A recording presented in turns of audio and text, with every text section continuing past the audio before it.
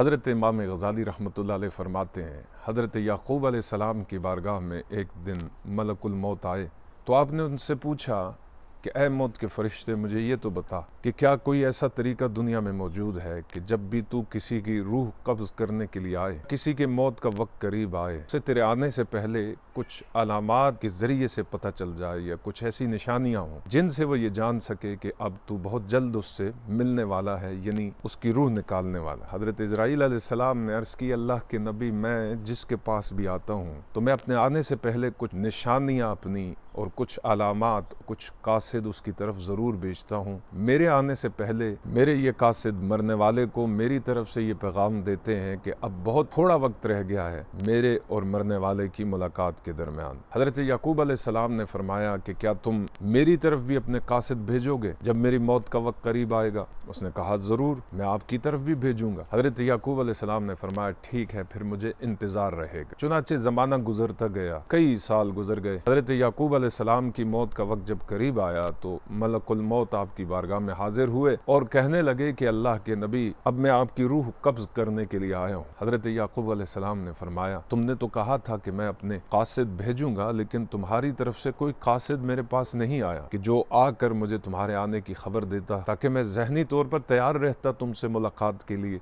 मलकुल मौत ने कहा, ए अल्लाह के नबी, मैंने अपने कासिद भेजे हैं लेकिन आपने गौर नहीं किया। आपने फरमाया, कौन से कासिद हैं? उसने कहा, अल्लाह के नबी, आप अपने बालों को देखिए, पहले जवानी में आपके बाल काले थे, अब ये बाल सफ़ेद हो गए। मेरा पहला कासिद यही है, जब बालों में स्याही के बाद सफ़ेदी आती है तो ये सफ़ेदी मेरा पहला कासिद है, मेरा पहला मैसेंजर है जो आपको ये बताता है कि अब आपके पास बहुत थोड़ा वक्त रह गया। अल्लाह के नबी, देखिए, पहले आपकी आंखों में से आपको बड़ा अच्छा दिखाई देता था लेकिन अब आपको धुंधला धुंधला दिखाई देता है। बिनाई के बाद उसमें कमजोरी का आना, ये मेरी तरफ से एक मैसेज होता है जो मरने वाले को इस बात का पैगाम देता है कि अब मौत का वक्त बहुत करीब आ चुका है। ए अल्लाह के नबी, आपकी कमर पहले बिल्कुल सीधी थी लेकिन वक्त गुजरता गया, अब आपकी कमर में खम पैदा हो गया, अब आप झुक कर चलते हैं। ये भी मेरा कासिद है जो मौत की खबर देता है कि पहले आप तंदुरुस्त थे, अब आपकी कमर में झुकाव पैदा हो चुका है, अब आप कमजोर हो चुके हैं, मौत का वक्त करीब है। ए अल्लाह के नबी, पहले आपके हाथों की गिरफ्त बड़ी मजबूत होती थी लेकिन आहिस्ता आहिस्ता इसमें कमी आना शुरू हो गई, अब आप मुकम्मल तौर से जवानी के आलम की तरह किसी चीज को पकड़ नहीं सकते। ये भी मेरा कासिद है। पाँव का लड़खड़ाना और जिल्द पर झुर्रियों का पड़ जाना, ये तमाम मलकुल मौत ने कहा मेरे कासिद हैं जिन्हें मैं गाहे बगाहे